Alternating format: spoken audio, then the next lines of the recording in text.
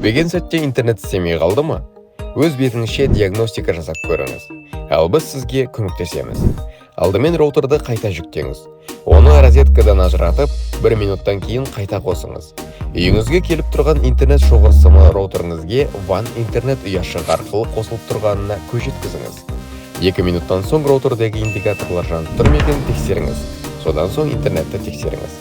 Егер интернет іске қосылса, сіз осы роликті жауып қалағаныңызды көре аласыз. Егер қайта жүктеу көмектеспесе, интернет шоғырсымын тексеруді ұсынамыз.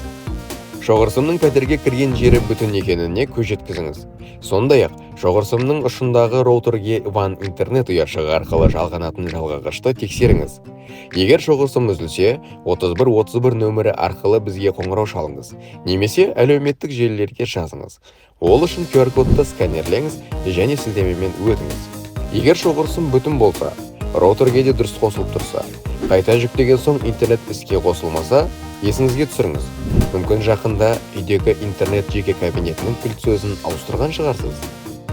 Егер жеке кабинеттегі кілт сөзді өзгертсеңіз, ал роутерде бұрынғы кілт сөз қалса, интернет істемейді. Жеке кабинеттегі кілт сөзді менің Билайным қосымшасында ауыстыруға кеңес береміз. Егер роутеріңіз біздің жүйелерімізге біріктірілген болса, баптаулар өздігінен жасалынады. Егер роутер өздігінен жаңармаса, оны өзіңіз баптай аласыз. Ол үшін сипаттамадағы сілтемеге өтіп, роутерді баптау туралы роликті көріңіз.